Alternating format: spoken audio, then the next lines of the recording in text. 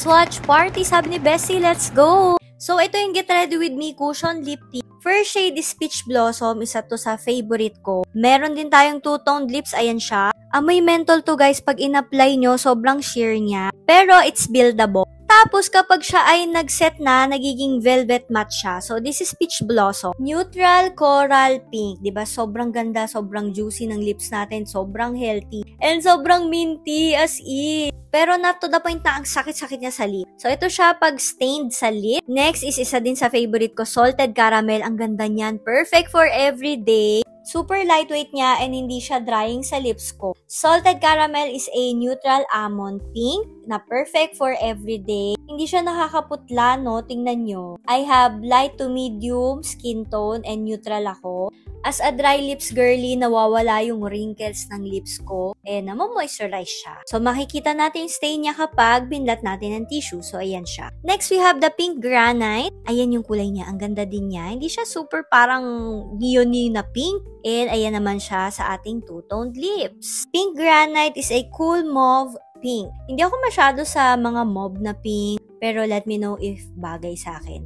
Mukhang bagay naman sa kulay ng buhok ko. Ano? Bet na bet talaga yung pagka-healthy ng lips natin dyan. Kapag mas pinatagal nyo pa yan sa lips nyo, mas grabe pa yung staining niya. Ako kasi hindi ko masyado pinatagal, kaya ayan. Sobrang standard ng ating pagkakastain. Concealer, let's go. Next naman is the Rose Quartz. Ang ganda din ito. Actually, gusto ko din siya. Ayan siya sa lips natin. Ito, ang lakas maka-fresh nung kulay niya. Rose Quartz is a cool medium pink. Kaya pala nagustuhan ko siya kasi pang medium gano'n. Ang ganda nito. Sakto naka-birthday sale sila. Alam nyo, bilhin nyo na to guys. Ang ganda. So again, antayin nyo siya mag-set o patagalin nyo para mas tumagal yung stain niya. Pero syempre, ang kalaban natin talaga ay oil. So kapag kumain kayo ng mga oily food, matatanggal yung onting stain. So ayan, ano ba shade to? Midnight Mauve. So nagulat ako, ang dark niya. Hindi ako kasi sanay sa ganyan. Parang di siya complement sa kulay ko. Pero ayan, nagulat si ate girl. Yan ay neutral muted plum. So tama naman yung description niya. Parang plummy siya na medyo brownish sa akin. Inaura-aura ko pa rin yan. Pilitin natin. Let's go. Kahit hindi bagay sa akin. Pero in fairness, madaming babagayan ng mga skin tone nito. Or kung mahilig kayo sa ganito. So, ayan. Tanggalin natin. And ang ganyan yung stain niya. Next is the Arctic Berry. So, ayan naman yung kulay niya. Arctic Berry is a cool rose mauve. Medyo madami mga mauve colors dito. And okay naman yun kasi bagay rin talaga sa skin tone natin yung mga mauve na mga colors. So, ayan siya. And in fairness, gusto ko din siya. Bagay din siya sa buhok ko. Diba? Ang ganda niya. Healthy looking ang lips. Hindi masyado halata yung dark lining ng lips ko dyan. Ano? So, ayan. I-aura pa natin para makita nyo mismo yung kulay niya. Ayan. Sige, smile, smile si ate girl. Sige pa, aura mo pa yan. And ito naman yung stain niya. So, parang medyo standard yung stain niya na ganyan. And in fairness, ang dami ko na swatch yung hindi nag-dry lips ko. Ang lambot niya tapos menthol lamento. And I'm using pala this Get Ready With Me Peach Corrector. Sobrang effective siya pang erase ng mga dark lining ng lip. Next is the Mint Julep. Tama ang babasa ko doon. Neutral Wine Brown. So, ayan siya. Nagulat naman si ate girl mo, no? Kasi medyo dark. Pero in fairness, parang medyo brownie siya sa akin. Siguro susuotin ko to kapag nagkalakas ako ng loob. Or blotted. Kasi mas maganda din siya ng blotted. So, ayan. Para nakakaputi nga din siya ng ngipin. In fairness naman sa kulay niya. Ayan. Pag gusto ko na medyo siguro dark talaga. Sa mood. Depende din sa mood. Pero maganda naman siya. Yan o. Ganda niya. Diba? Sa akin makakita ng lip tint na mga ganyang-ganyang kulay. May mga mauve, may mga brown. Medyo bihira lang eh. Kasi usually mga red, orange, pink, ganyan. Tapos grabe yung menthol niya. Hindi masakit. And perfect for summer kapag nainitan ka. So, ito na ang kanyang stain. Ayan ay tsura.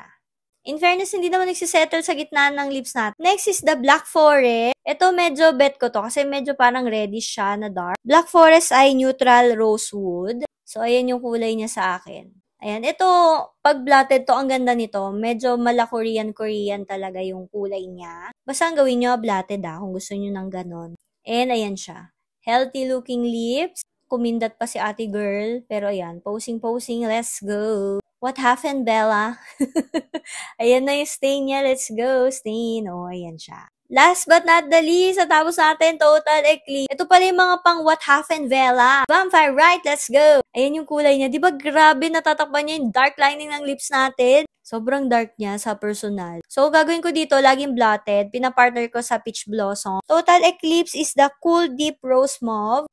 And, ayan siya. So, ibablot ko yan para hindi masyadong super dark. Pero, out of all sa cushion lip tint, ito yung pinakamatindi. Sobra na mag-stain. So, kung gusto niyo ng talagang super long lasting, ito piliin nyo. Tingnan nyo. Ibablot ko yan. And look at that! Diba?